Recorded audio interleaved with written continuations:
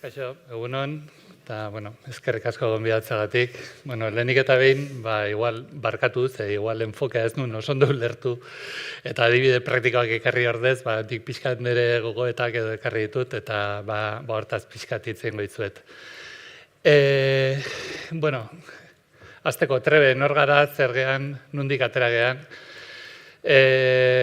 Trebe, oraindik ez ditugu 3 urte, gazte gea, nahiz eta ni zerraitzan enpresa gaztea da, eta Bikonteketik sortutako enpresa bada.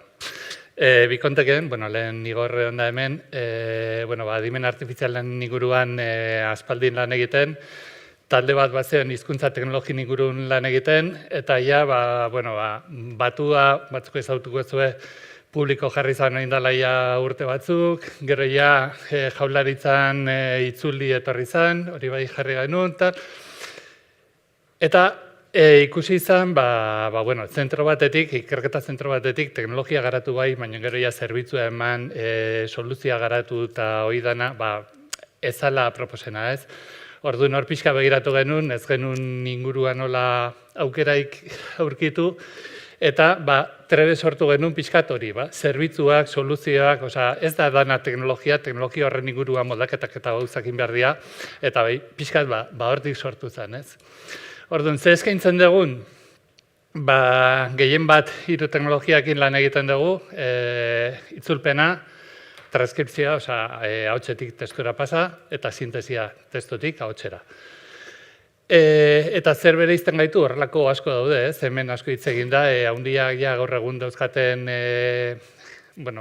eskaintzen dizkiguten tresnak, eta nik esango nuke, bereizten gaituena zer dan, alde batetik, guretzat hizkuntzak ofizialak oso importantea dira, guk mimo berezi bat ematen diogu euskera, katalana eta galegoai, orduan, gaztelera, inglesa, frantsesa bai, baina, hemengoa ere bai, askoz gehiago zaintzen dugu, kanpoko beste batzuk baino behintzat. Bestalde, teknologia gurea da, gu daukagu kontrol osoa. Hemen horien arte, deixente hitz egin da, nola dijoan teknologia, zaguz eskaintzen ditun, bai. Eta nik esango nuke, biztanlegontzat, teknologia momentu honetan oso egoera honean dagoela. Baina arlo profesionalea gatozenean beste zerbait behar dugu. Eta nik uste etor ereduak moldatu behar diala. Bakoitzak norberak bere datuekin moldatu behar du, bere beharretara, beak espero duna, eta hori guk egin dezakegu. Pixka Xabierrek esaten zuena, kanpotik hartu behar dugu, eta gero honea ekarri, eta hemen hori dana moldatu eta egokitu bakoitza ditun beharretara. Bestalde baita, eta oraingoz ez da igual asko hitz egin, baina gauza batzukin, ez dakit, kezka handia dago, ez? Umen informazioa noa dijoan, zer egiten dan, ez dakit zer, datua partekatzeakoan, eta hemen nik usteet ez jakintasunakin lan egiten nahi gela batzutan, gure datuak hartu dozin gauza gora bidali, ez dakigu nora bidaltzen dan, zer egiten dan, nori ematen diogun, zertarako, eta badaude arlo batzuk, eta hemen nik usten dut osasun arloan, edo beste gauza batzutan, seguntz informazioekin lan egiten naizean, informazio horrek ezin dut zure etxetik atera, edo behintzat kontua handiz ibili behar da. Beraz, teknologia hori zure etxean jartzea, eta behintzat, berme hori ukitzea, datuak zure etxen daude, ez da hemendik aterako, ez da hortik ibiliko, badakit nola hori ere bai eskaintzen dugu, ez? Teknologia hori zure etxean jartzea. Eta azkenik, Xabierrek aipatu duna baita, lehen esan dio, dana matxakatu jatela, dana esan duela, Green AI, zer da Green AI? Hemen baita asko, lehen Jon Kepak esan du, ez? Nola da posible autobusen 5 tiket erosteko sistema kolapsatzea, eta gero, milioika galdera egiten nahi gehala, eta Jon Kepak, horiek igual, 100.000 txartel grafiko dituzte zerbitzu bat emateko. Eta txartel grafikoak hoitza 50.000 euro balio ditu. Eta 1.000 dituzte zerbitzu bateako. Hori hemen ezin dugu, ez daukagu. Monstroien atzen dagona izugarria da. Eta hori ezin dugu ez da amestu ere.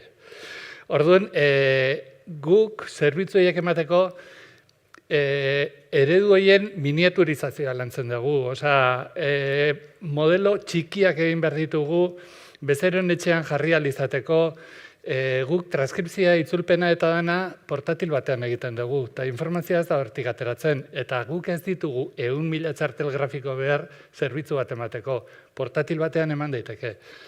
Eta nik uste dut, hau, arlo profesionalea pasatzen geanean oso importantea dela.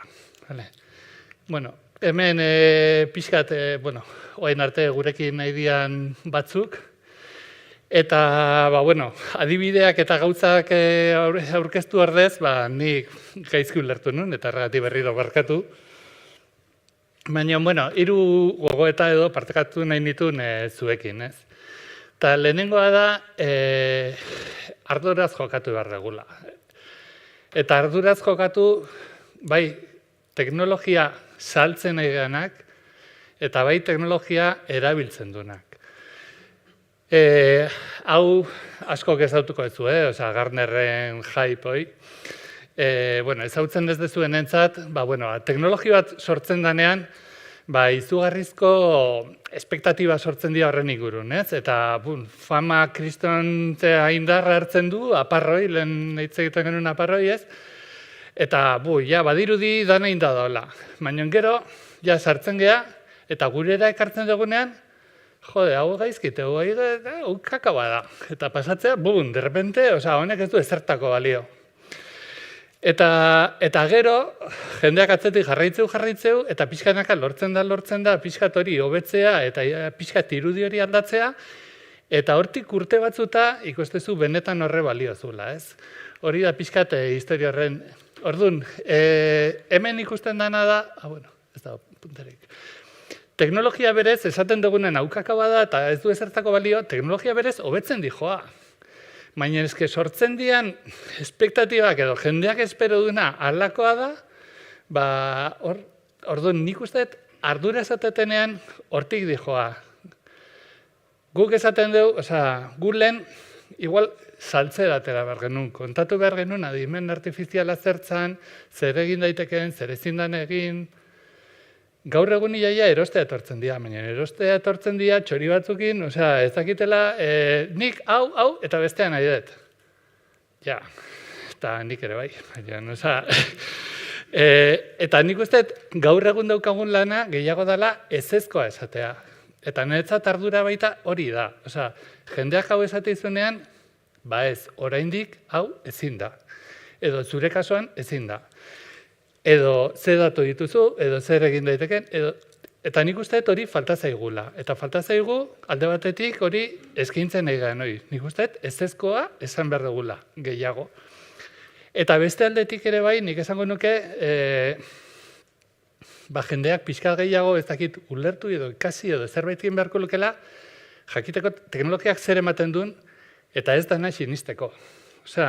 Batzutan baita hor, jendeak espero duna, esatezu, honek ze irakurri du, ze kontatu diote, edo zeinek esan dio, ez? Orduan, arduran niretzat bizentzu egiten. Hemen adibide bezala bakarri jarriet, hori, adimen sortzailea tal, 2023an goran zeon. Orain ja, beran geisten, ChatGPT eta hori edana, batzu hasidia deskartatzen. Eta ez da urte bete, bale? Orduan, horregatik esan nahi dut, gauzak oso azkar erretzen diala, jendeak, espektatibak eta ametsak eta hor ditula, orduan, arduraz jokatu behar dugu, bai saltzen dugunok eta bai erosten dutenak. Eta ardura baita, erabileran. Zer datukien nahi geha, zer erakutsi diogu, zer daukagu, zer espero dugu, nori ematen nahi geha, nik uste hori dena ere bai arduraz jokatu behar dugula. Bigarren puntua da, niretzat magia ez da existitzen. Eta gutxiko teknologian. Existitzen den bakarra da lana, punto. Eta pixkat lehen igorrak esan duenakin baita sistema ez duten magik egiten, daukatena da kristoen memoria ona. Orduan, zuk zerbait erakusten badiozu, hori ondo ikasi du, ikusi du, eta badaki. Baina ikusi ez duna ez daki. Eta modeloak batez ere arlo profesionaleagoa zeanean egokitu behar dira, bakoitzan beharretara. Eta gu, pixkate, hizkuntza arloan nahi gehala, ustez, kostatzen zaigula jendeak hori ulertzea. Adibidez, esaten bizio sistema batek, zagarra kontatzen daki, eta gero esatezu, defektu, marka batzuk begiratu behar ditu, eta ez dakit, bale, karo, bat zagarra dira, eta bestak ez dakit zer, ez dakit, eta hori jendeak segitu ulertzeu. Baina transkripzio sistema baten, itzultzaile baten esaten badizu, ez baita egokitu behar da, esaten dizu, ez, total, transkriptzea da, hizkuntza berdina da, eta...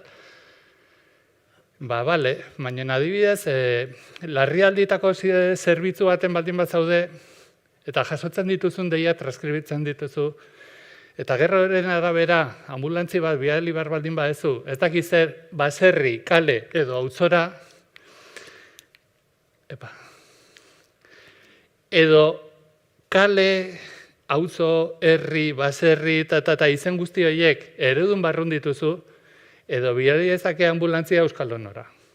Bale, orduan, moldaketa horiek kasuko egin behar dira, eta egin beharra dago. Eta zerbitzu profesional bat egiteko hori egin behar da. Eta itzultzailean berdina da. Eta txakeri bada, baina adibidez guri gertatu zaigu. Itzulirekin, nola da, jaularitzak, departamento, saila. Foru Aldundiak, departamentua. Bat gustora eusten badegu, bestea ez dago gustora. Bat entzat egiten badegu, bestea eta. Orduan, moldaketak behar dira. Eta bakoitzai, hor, terminologia erantzi bertzaio, bakoitzak esateko ez nik niretzat hau horrela nahi dut, eta behintzat sistema horiek moldatzeko erabat eman behar diozu. Eta maila ezberdina daude, jau berena izango litzake, itzulpen memoria txertatzea, eta horrelako gauzak egitea. Baina, asunta da, ulertzea, teknologia bere hortan eta orokorrean edozein kasutarako erabiltzea, bale, lehenengo aproximazio hortan badirudi ondo joala. Baina gero benetan jendea erabiltzen hasten danean eta bere egunerakotasun hortan gehiago eskatuko dizu. Eta hau da behar duguna. Eta hirugarrena esango nuke, tamaina arazo bat. Ez dakit daukagun, txarrako, honeako, baina tamaina arazoa hor dago. Lehen esan duten berdina, grokekoak 1.000 txartel grafiko dituztela, eta gero beste adibide bat, igual, gu IBM-koekin hitz egiten nahitu ginen, beraiek hizkuntzak ofizialekin, beraien jarrera zein zen, eta nola ikusten zuten, eta esan ziguten, en la India hay 20 dialectos con más hablantes que todos los estos de España. Eta, ya está, utzipaken. Eta ja horrekin ikustezu, beraien jarrera zein da, ez? Orduan, baina baita informazioa mateizu. Zenbat geha? 2 milioi. 2 milioietatik zenbatek erabiliko dute ez dakit zenbat. Bale. Zuk azpiegitura bat, infrastruktura bat, zerbitzuak ematea oso garestia da. Atzetik montatzen dezuna, xoxak dana importatzeizkigu.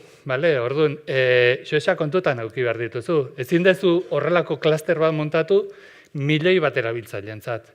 Hori arazo bat da. Arazoa ez da teknologia. Arazoa da honek atzetik behar duna. Zenbat geha, ze infrastruktura jarri ezakegu, zer daukagu eta hor daukagu. Orduan,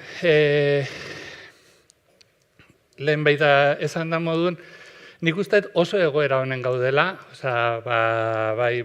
Luiarrek llama.eus egin du hain, hitzekoak ere latxe egin dute, dudik gabe ereduiek pila bat lagunduko digute, baina nik uste hor baita esfortzu bat egin behar dugula orain, modelo horiek arintzeko. Batez ere, ni enekokin hitz egiten nahitu nintzen, eta latxa martxan jartzeko saiakera bat egin genuen, baina 40 giga ez dakit zer behar genituen, eta orduan beste zerbitzu guztik moztu behar genituen hori martxan jartzeko, ez? Eta esan genuen, hau ez da posible, ez? Orduan, lehen jarri dugun hortan, Green AI edo sistemak arindu behar diala, nik uste esfortzu bat egin behar dugula, gure tamaina kontutan hartuta, gure eskaintzare bai hortan moldatzea. Ze bestela, ezingo dugu dirutan zerbitzu hori eman, ez da inor presten hori ordaintzeko, eta azkenean ezingo dugu ez ere erabili. Eta, bueno, hau da, aldean markatzeko txikia zalela uste badezu, saiatu gelan eltxo batekin logiten, ez? Orduan, txikia gea, bai. Baina zerbait egiteko aukera badukagu, eta nik uste guk egiten ez badugu ez dela inorkin gogugatik. Eta bestik ez, dana.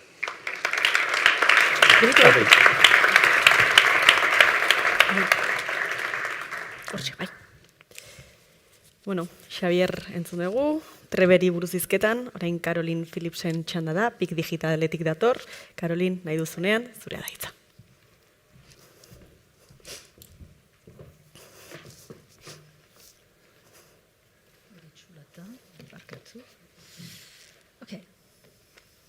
Aurrera. Bai, eskerrik asko.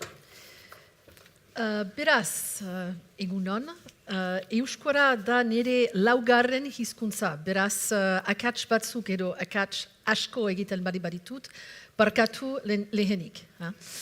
Beraz, bai, nire txuleta, barkatu.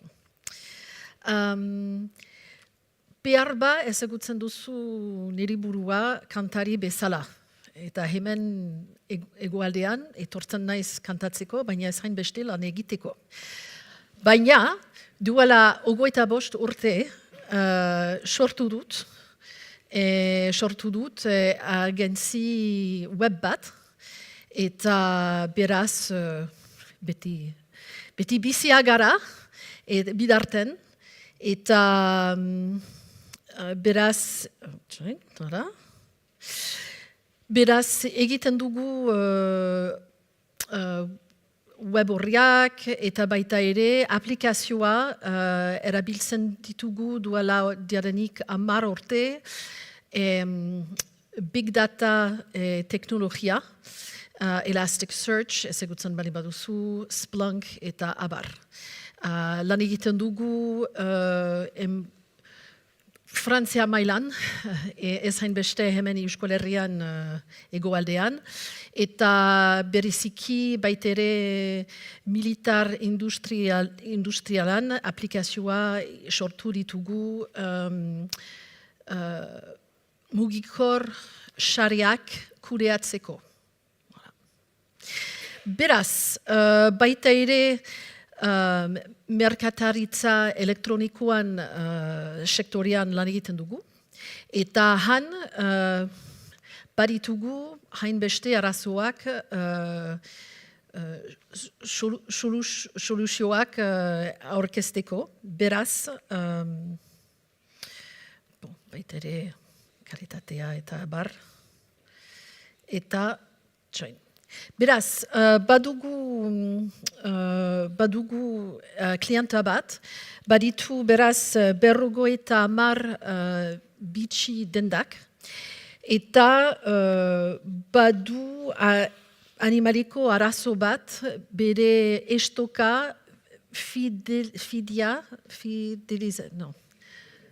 ongi kuriatzeko. Beraz, sortu dugu, sistema hori PrestaShop inguruan, PrestaShop da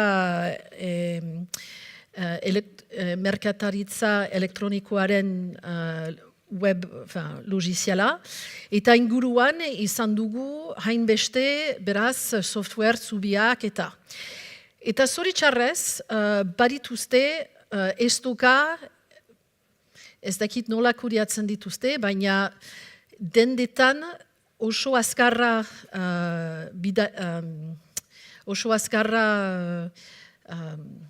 erosita dela, eta zaila da beraz beti egokitu, beraz estoka eta fiabilizatzeko.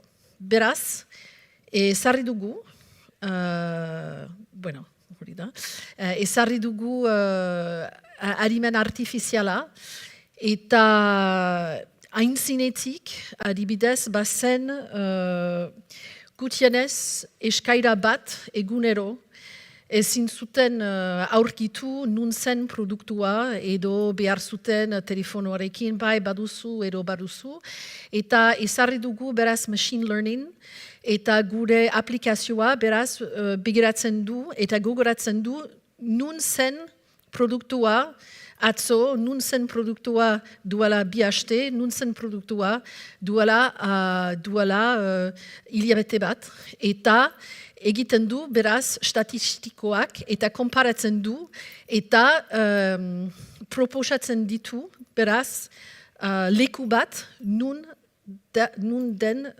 da produktua. Eta nun aurkitzea produktua. Bon, ulertua da? Bai, ok. Markatu. Ok, beraz, baita ere, IT garatzaleak ditut, eta gaur erabiltzen dugu adimen artifiziala duela jadanik 2 urtetik, eta hain zinetik adibidez aplikazioa ikusi dut, gustatu zait zure esema oso, bai, hori da, barakizu saltzen duzu zerbait, da, barakizu, afaltzen dugu algarrikin, eta oso ongi, eta da maitiminduta, eta gero, realitatea da, produkzioa. Eta baduzu arazo bat, eta zuri bezeroak ez dizu esan, adibidez, datu basea ez da 2.000 produktu, baina da 12.000. Eta baritugu hainbeste kategoriak eta hainbeste kategoriak. Beraz, gaur erabiltzen dugu biztandena Chat GPT, gure izen txipia, Chat GPT entzat, baitere Claude eta Mistral, kodigoa beraz produktzeko, eta orain esan dezake gutienez 50%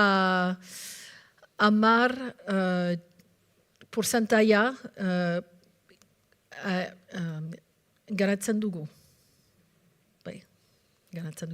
Beraz, voilà, ez da oso sakona, baina voilà, iparaldean baitere erabiltzen da adimen artifiziala.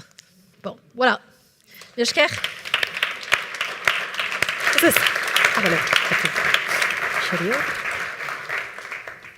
Bueno, eta azken proiektua aurkeztera dator, Unai Sardon González, Eroskitik, Unai, nahi duzunean, zurea da txanda.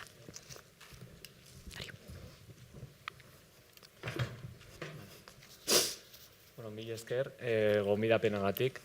Guretzako euskera eta teknologia, bi gauza garrantzitsuak dira, eta hemen egotea garrantzitsua zen.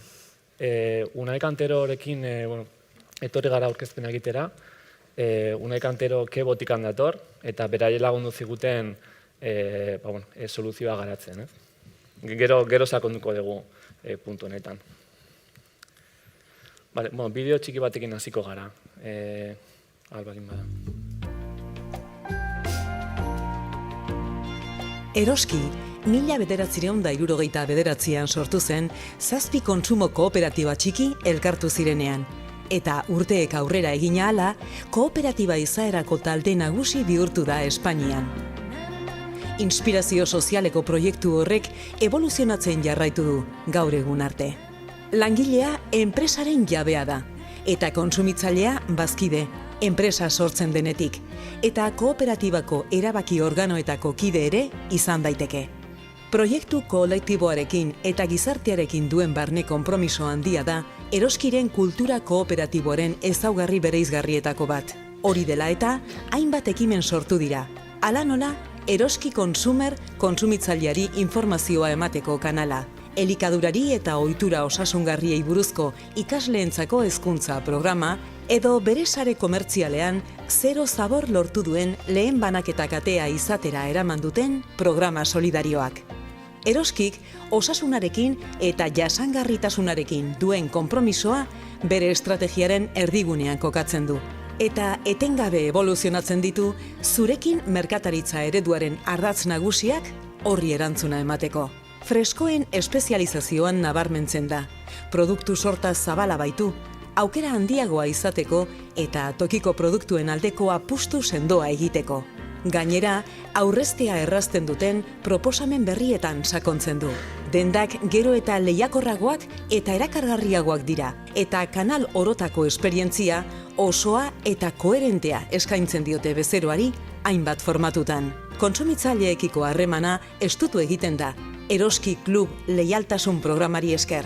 Harremanetarako gune guztietan, harreman pertsonalizatuagoa eskaintzen zaio bezeroari, bezeroaren parte hartzea sustatuz eta informazioa eskainiz, ohitura osasungarriagoak eta jasangarriagoak sustatzeko. Berritzea berrasmatzea da, eta Eroskiren azken urteotako jarduera laburtzen duen hitza eraldaketa da. Berrikuntza integrala, bere lan guztia blaitzen duen, zurekin izaera jasotzen duena.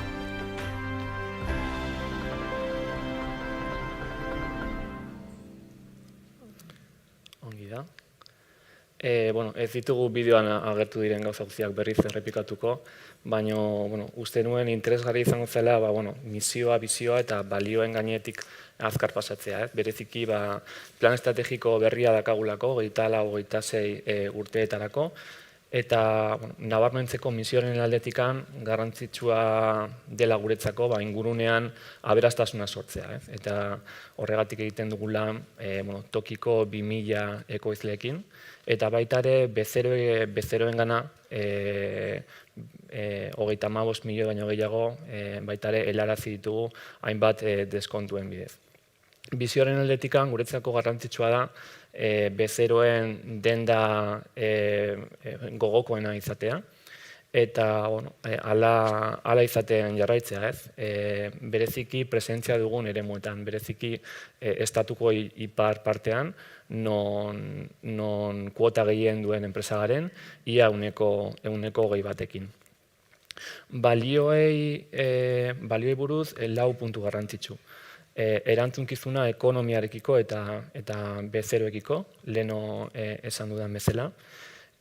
Balio kooperatiboak jorratzen jarraitu, adibidez bezeroak eta langile bazkideak erabakitze organoetan geroz eta gehiago parte hartu dezaten.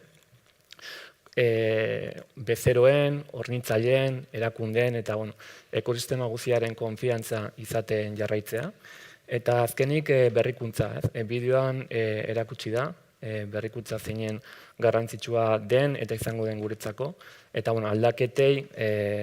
aldaketak ondo hartzea baita ere gure enpresan. Oso garrantzitsua da guretzako teknologia, adibide gisa, hurrengo 2 urtetan 100 milioi baino gehiago inbertituko ditugu etxe barruan gure prozesuak efizienteagoa egiteko, eta baita ere gure bezeroen esperientzia hobetzeko. Hemen, kasu ezagunenak gure aplikazioa izango da, behar bada, non 2 milioi terdi deskarga dituen, eta baita ere daukagun online denda.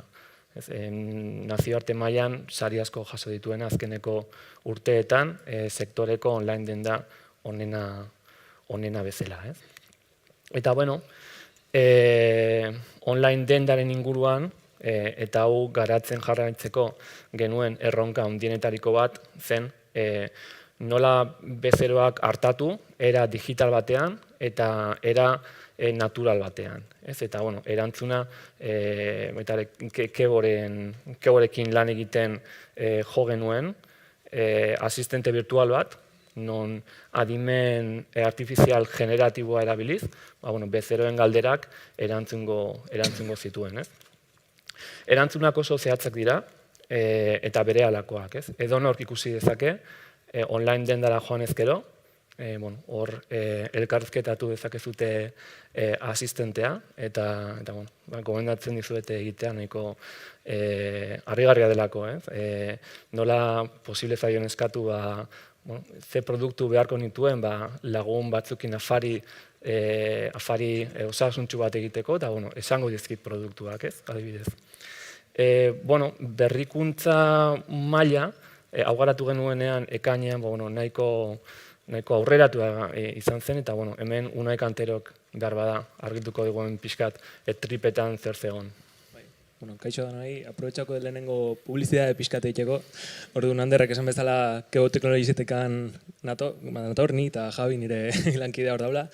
Eta, gara enpresa txiki bat, adimen artifizialetan oinarritutako soluzioak garatzen ditugunak beste enpresentzako. Adibidez, LKS-rekin ere egin dugulan, egiten dugulan, oaindik ere, beraien soluzioa garatzen, eta, eroskirentzat, gure lan lerro garrantzitsuenetako batean oinarritutako soluzio bat egin genuen, egiten duguna, gure lan lerro garrantzitsu hori da asistenteak egitea, asistenteak garatzea, kanal askotan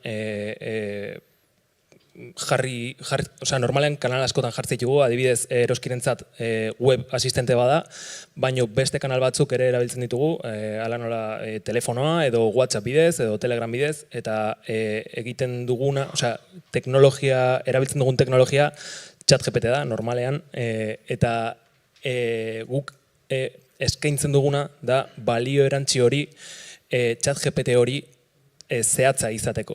Adibidez, eroskiren kasuan, behaiek dituzte prozesu asko, galdera normalak izan daitezkenak, adibidez, zenbat balio duen, ez dakit,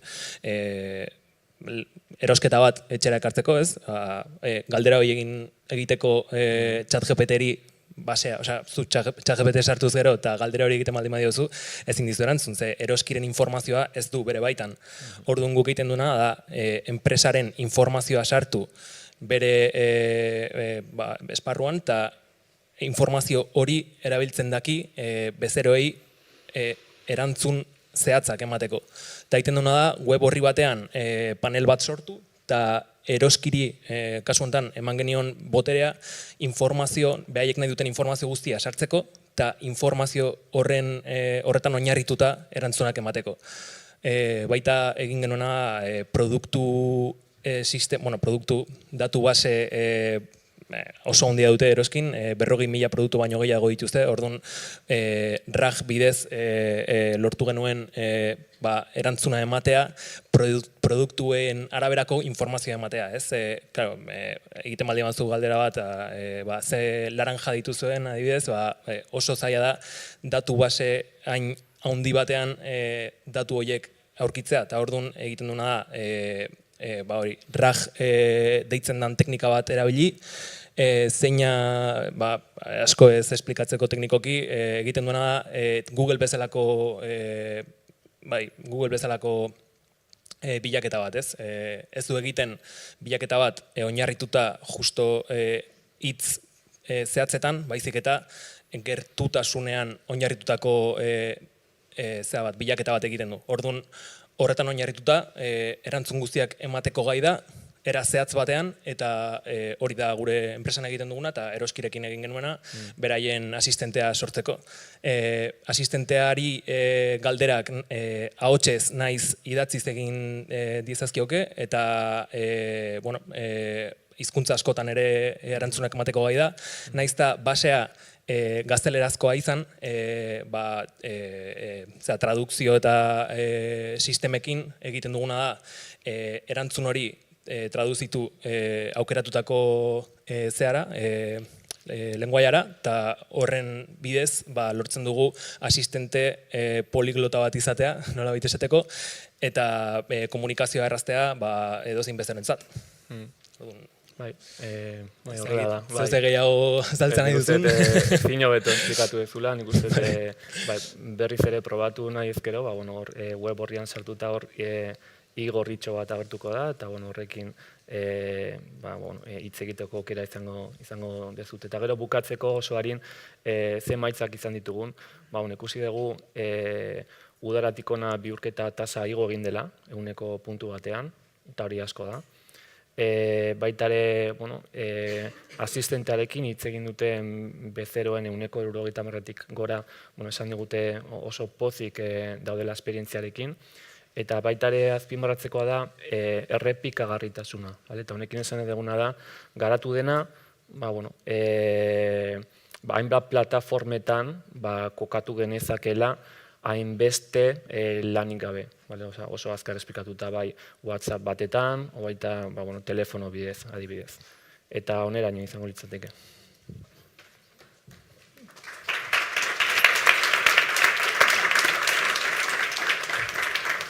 Bueno, hemen dituzue Unai, Xavier, Karolin. Esango nuke, hala ere, beraiekin ez dugula amaitu, ez da Idoia?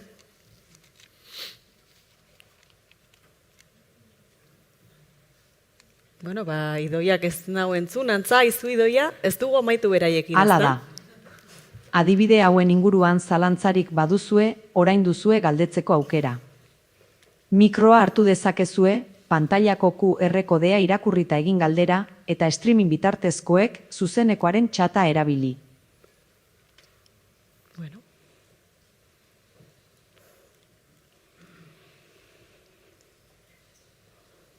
Momentuz mikrofono bitartezko galderarik ez dagoela badirudi, ez dakit, bai, barkatu, hor badago galdera bat, bai, barkatu, mikrofono bakarra dago, beraz, partekatu egin beharko duzu nahi galdetu nahi dutenekin. Kaixo, bai, nire galdera da, Unai, ezta? Bai, zuk noiz ikustezu momentua pasatzetik de herramientas no code, ja kodigora pasatzea, edo segidan hasten zarete ja kodigokin, edo... Minutu bateu nahi, igual, bai, pixkat.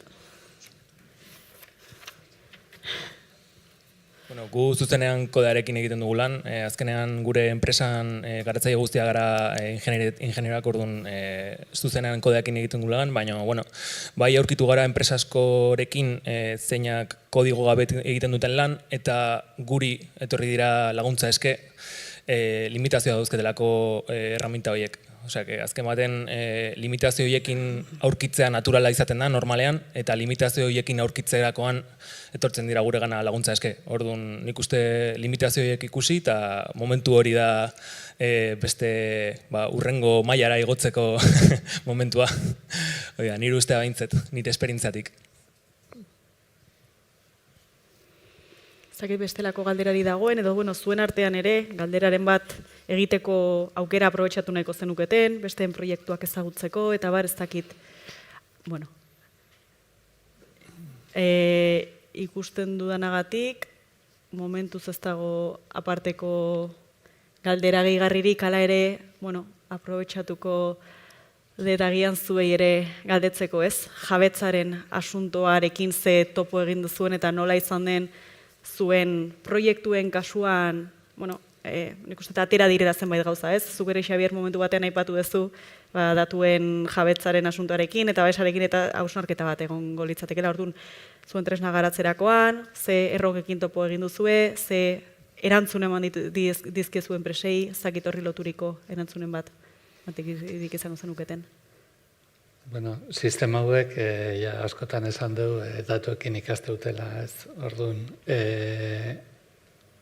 guk bai, bezarekin hitz egiten dugunen, beri proposatzen diegu zuk datuak dituzu, eta zuk zure datuak irikitzeko prest ez daude edo ez. Askotan guk baita gure eskaintzan prezioen jaitsiera, zerbitzun prezioen jaitsiera bat egiten dugu datuak berrerabiltzen guztien badigute. Azkenean uste dugu hori danentzat ona dela. Azkenean sistema hobetuko da, beak nahi duna aukiko du, bere ezagutzaia itzutzailean edo sisteman barrun egongo da, eta ondoren datozten entzat ere bai sistema hobea izango da. Eta guri sistema hobe bat eskintzeko aukera ematen digu. Beraz, nolabait ulertzen dugu, erabiltzen usten badiguzu, nire sistema hobetzen da, eta zuri prezio behingo izut. Eta, eskaintza horrekin ere, gero erantzun desberdina jasotzea ditugu, ez, batzuk esatute ez hau nerea da, eta nik ez da nahi hau beste inork erabiltzea, eta beste batzuk, nik hemen ez doka sekretuik eta erabili, ez, orduan. Nik uste toi seguntze arlotan eta ze datu dituzun horren baitan dagoela dana. Zuen kasuan, Karolin, ez dakit horrelako erronkaren batekin topo egin duzuen, ez dakit zuen kasuan nola kudeatzen duzuen datuen jabetzaren esparru hori guztia zuen bezeroekin eta bar. Bai, pentsatzen dut, ulertzen bari badut zori galdera, pentsatzen dut, edozuen kasuetan adimen artifizialarekin gure prozesua aldatu da, eta behar da baita ere aldatu. Orain informatika mailan eta bereziki garatzea inguruan, komplikatuagoa, ari da etortzen baita ere Green IT-rekin, hainbeste energia erabiltzen dugun, eta gaur probatzen dugu proiektu barnean, POC bat ateratzea oso azkarra, eta gero inguruan hobetzeko eta hobetzeko.